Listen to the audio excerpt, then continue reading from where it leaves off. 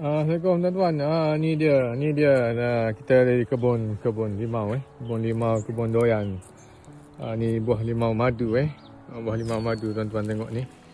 Saya kat kebun dekat Pulau Condong. Buah limau.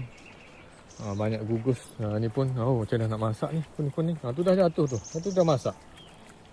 Yang ni tak boleh balut. Alhamdulillah banyak juga kebun limau madu ni. Alhamdulillah.